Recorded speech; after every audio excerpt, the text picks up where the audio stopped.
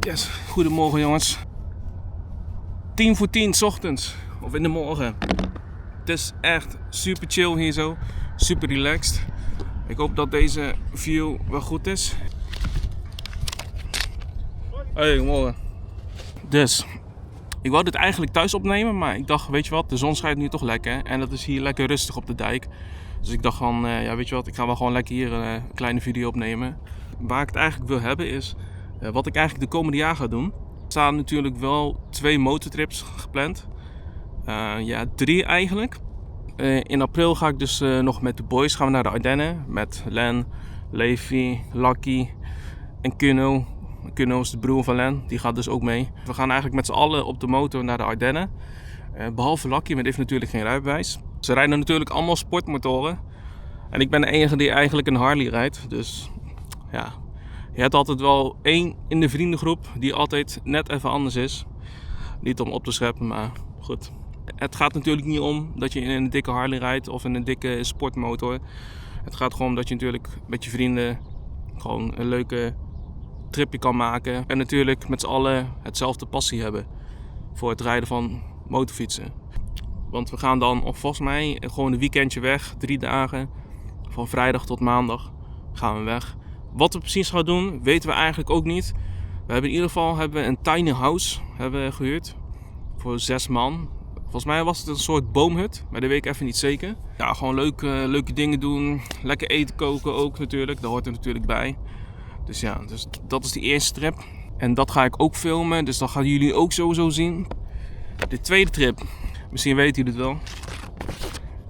Punta Banya jongens, Punta Banya. Deze had ik nog meegenomen van vorig jaar. Vond ik wel leuk om mee te nemen. Het is gewoon eigenlijk een programmaboekje. Die heb ik gewoon daar gepakt. Die kon je daar ook gewoon pakken. En vond ik wel leuk om zulke dingen mee te nemen. Vorig jaar was dus de 15e editie. Dit jaar wordt dus nu de 16e editie. Ja man, voor het eerst op de Lowrider ST. Ik ben echt benieuwd. De sportsen, ik heb echt prima met de sportsen daar naartoe gereden. Ik had het echt niet verwacht. Geen problemen gehad, gelukkig. Ik hoop natuurlijk met de ST ook niet. Natuurlijk wel even afkloppen. Dus ja, super veel zin in. Ik probeer nu wel iets meer te filmen. Want vorig jaar heb ik zelf niet echt heel veel gefilmd in mijn ogen. Maar het heeft wel best wel veel views gepakt. En daar ben ik dus ook super blij mee. En ik hoop dat ik dit keer misschien wel meer views kan halen. En natuurlijk ook meer abonnees dit jaar. Ja, ik hoop dit jaar sowieso de 1000 abonnees te gaan halen.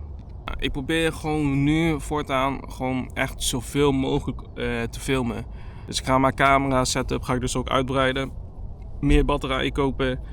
Een grotere SD-kaart kopen. Maar goed, even over Punta Banya. De eerste keer dat ik daar was, oh jongens, echt. Het was zo fucking dik. Jongen, echt. Ja man, wow, ik vond het echt zo vet jongen. Ik weet even niet hoe ik dat moet uitleggen, maar je komt daar, je reed daar de bergen in. Want Courchevel ligt natuurlijk in de bergen.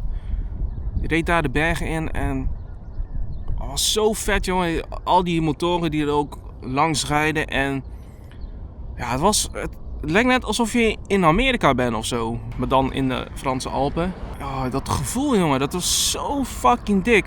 En ik werd eerlijk gezegd ook wel een beetje emotioneel toen ik daar zo aanreed. Het is gewoon mooi als je zoiets gewoon meemaakt, weet je wel. Je komt daar aan, iedereen met dezelfde passie. Ja, gewoon gezellig. Ieder doet gewoon zijn ding. Ja, het is super mooi, jongen. De omgeving daar ook echt super mooi. Ja, je ziet ook gewoon mensen op Instagram, weet je wel, gewoon random. En dan zie je opeens die motoren daar staan. Ja, dat is ook wel grappig eigenlijk, weet je wel. Dat zoiets vaak altijd bij elkaar komt. Maar ja, dus Courchevel is echt zelf super mooi. Punta Banja ook super dik. Dus ik ga nu wel meer filmen. Dat jullie ook meer gaan zien. Gewoon echt een betere inkijk, weet je wel. En dat vind ik natuurlijk het belangrijkste. Zodat ik jullie ook echt helemaal mee kan nemen in de video. Of in de vlog, hoe je het wilt noemen. Dit is ook echt super dik. Hoe ze dit hebben gemaakt. Elk jaar maken ze altijd wel van die gekke posters, weet je wel. Ik vind altijd wel wat hebben, weet je, dat old school gemixt met new school, weet je wel. Clubstijl en old school choppers. Ja, super dik. Er zitten ook heel veel mensen, niet alleen op Punta zelf, maar de plaats omheen, Courchevel. Er zitten ook gewoon heel veel mensen gewoon, die aan het rijden zijn of aan het stunten, dat soort dingen. Ja, gewoon gek natuurlijk. En de omgeving, zoals ik zei, super mooi. Natuur, bos. Gewoon echt perfect, jongen. Weet je, hier hou ik gewoon dus gewoon echt van, weet je wel. Dan maakt het rijden ook natuurlijk gewoon veel leuker, weet je wel. In plaats van, oh, even weer lekker rondje rijden, weet je wel. Nee, ga gewoon lekker ergens naartoe. Al is het 1000 kilometer, rij gewoon daar naartoe. Maak gewoon heel veel plezier en ja, gewoon lekker rijden. Gewoon veel veilige kilometers maken. Weet je, dat is gewoon het belangrijkste, toch? Want je wilt natuurlijk steeds een betere motorrijder worden. Betere voertuigbeheersing, betere inschattingen maken. Alles gewoon beter, weet je wel. Dus ja, gewoon veel kilometers maken. Word gewoon een betere rijder dan dat je nu bent. Ik ben ook nog steeds een beginnende rijder, denk ik. Ik ben pas 6 of 7 jaar was het nou. Ik dacht misschien 25.000 kilometer gereden.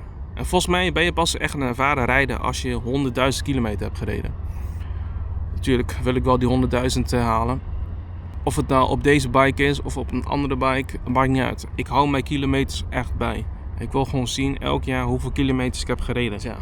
Maar goed, de tweede trip. Maar goed, dit wou ik dus eigenlijk vorig jaar doen. Maar Roemenië kwam opeens op de planning te staan. Dus dit jaar ga ik naar Oostenrijk. En voor de meeste mensen die het misschien wel weten, in september hebben we dus Vakensee. Dat heet ook wel de Harleywood van Europa, om het even zo te zeggen. Dat is echt fucking dik daar zo. Die foto's, jongen, echt. Vakensee is ook een Harley evenement, maar dan in Oostenrijk, gewoon in Europa dus.